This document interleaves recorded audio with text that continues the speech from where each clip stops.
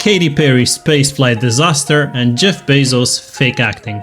In a world where billionaires fly to space for clout and pop stars trade auto-tune for altitude, one mission dared to shoot for the stars and landed straight into the cringe compilation folder. For the first time in history, a only female crew went up in space with Jeff Bezos' Origin Blue. Not sure why only female. I believe they thought this was something that the world was about to, or was supposed to love, and women were supposed to be empowered by. And oh boy, but this, what an amazing turn of events for us, the internet people. This turned into the biggest drama and clown show of 2025 so far. Jeff Bezos's everyone favorite NPC billionaire I should say, trips over like a goofball with 0 agility stats. Come on, Jeffrey, you can do it. Famous American restaurant Wendy's replied to Katy Perry's with can we send her back? Katy Perry received so much hate that now she says she regrets doing this.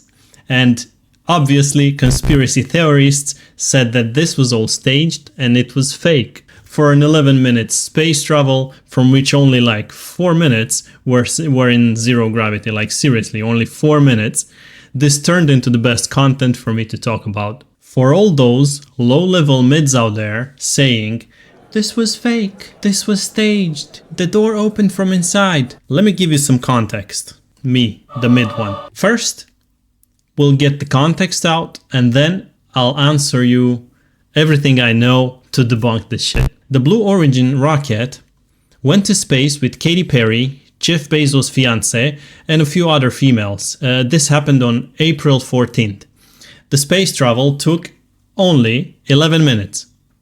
And for this, one of the passengers, Gayle King, have y'all been to space? She straight up doubled down and called herself an astronaut after this. I still have a hard time calling myself an astronaut. What? This wasn't even a NASA astronaut level intergalactic flight between satellites or whatnot. This is just a mere travel up and down. It all happens in the same day. As I said, 11 minutes. There's no need for months of training required beforehand. They're passengers. Oh, and actually that's not it.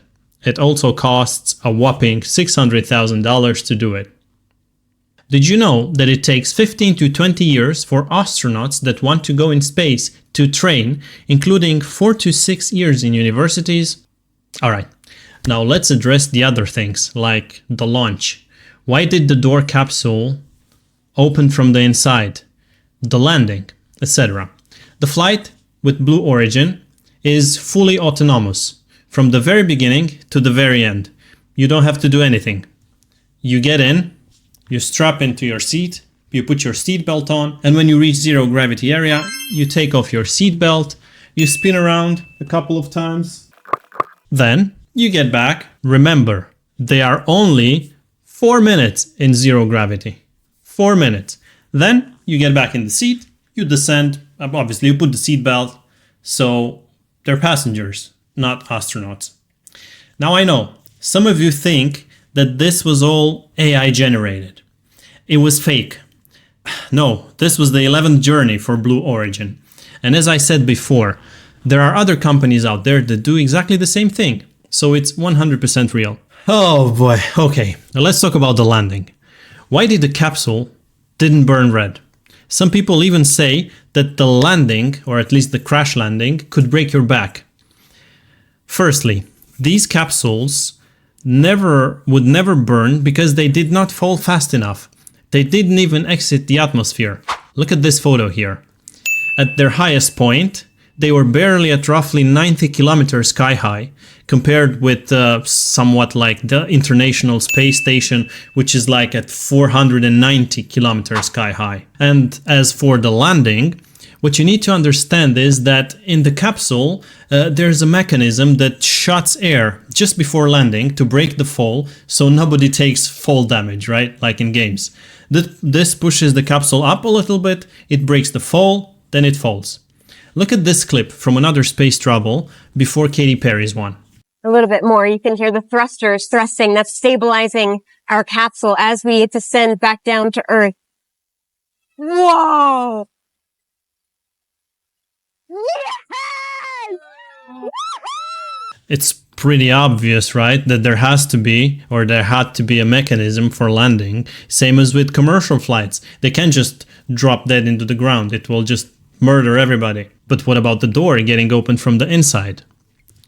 And closed, and then Jeff Bezos is opening it again with a crowbar, you might ask, right? Well, midfolk, villagers of Midville, let me, the mid one, answer your questions. This capsule can be opened from the inside. It even says on the Blue Origin website. Nobody said it can't be opened from the inside. Look at this. Here we are on Blue Origin's website. And if we scroll down a little bit, maybe here I think it was, yeah, check this out. These astronauts conducted a series of tests, right? These astronauts conducted a series of tests from within the capsule, including comms, check with the capsule communicator, blah, blah, blah, procedures for entering and exiting the capsule. It's on their website, blueorigin.com. So nobody ever said that it cannot be opened from the inside. So why did Jeff Bezos fake the door hatch opening? Well, it's simple. The way I see it, it's because the mainstream media is making this look like such a big deal. It had to be one of these video opportunities for Jeff to be the guy that opens the capsule. He owns the company. So it's just another PR stunt. It's like a marketing opportunity. I mean, it's a space tourism company that sells flight tickets for about $600,000.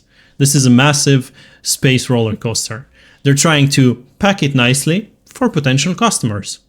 And I think this also answers why they've got all the celebrities, the politically correct title, the first all-woman flight to space. Bro, they even had Oprah in the back, crying in the background. No wonder why it backlashed so bad. Bro, this was one big marketing campaign for Jeff Bezos' company Blue Origin.